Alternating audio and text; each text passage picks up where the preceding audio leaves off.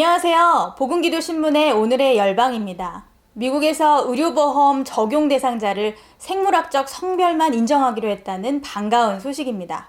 비정상적인 것이 정상화가 되는 것, 너무나 당연한 이야기인데요. 이 사실이 반가운 것은 미국 사회가 젠더 이데올로기라는 성 정체성의 혼란에 빠져 있다가 조금씩 깨어나는 모습을 보이고 있기 때문입니다. 미국 보건복지부는 6월 12일 아카라는 적정의료법의 수혜 대상을 출생하면서부터 결정된 남성이나 여성을 대상으로 제한한다고 발표했습니다. 버락 오바마 전 대통령이 제정한 오바마 케어라는 의료제도는 어떤 남성이 자신의 성 정체성을 여성으로 느끼고 있다면 그가 성전환 수술을 받을 때 정부가 의료보험을 지원하도록 했습니다. 그런데 이번 도널드 트럼프 대통령이 성적 정체성을 기준으로 보건의료 혜택을 제공하던 이전의 방침을 깨고 생물학적 성별만을 적용하기로 한 것이죠. 건전한 성윤리를 부르짖던 사람들에게 더없이 반갑고 감사한 소식입니다. 적정의료법이라고 불리는 제1557조는 오바마 정부가 만든 규정인데요. 정부 재원이 투입되는 보건 프로그램에 인종이나 피부색, 출신, 성별, 나이, 장애 등을 이유로 차별하면 안 된다고 규정했습니다. 다시 말해 트랜스젠더 시술을 원하는 사람들이 자신이 성 정체성 때문에 차별을 느끼지 않도록 수술 비용을 비롯해 각종 치료에서 정부가 의료비에 보험 혜택을 받도록 의무화한 것입니다. 그러나 이번 트럼프 행정부가 성적 정체성이 아닌 생물학적 성별만을 인정하겠다면서 성전환 수술에 더 이상 의료보험 혜택을 제공하지 않겠다는 것인데요. 이는 비정상화되었던 의료체계를 정상화시키는 조치로 평가됩니다.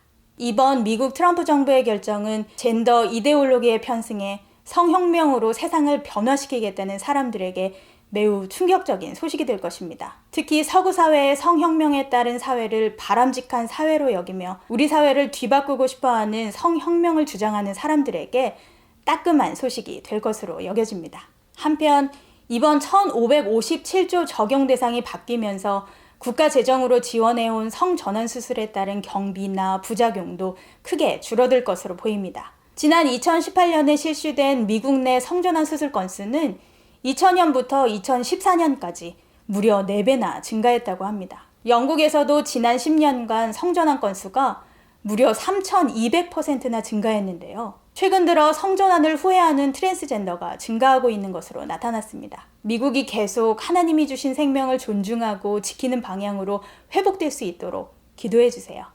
다음 소식입니다. 코로나19 여파로 전 세계에 최소 8억 명이 굶주림에 직면해 있는 것으로 나타났습니다. 지난 6월 6일 안토니우 구테우스 유엔 사무총장은 성명을 통해 코로나19 사태로 글로벌 공급망이 훼손됐다면서 식량이 풍족한 국가에서조차 식량 공급망이 위험에 놓여 있다고 밝혔습니다.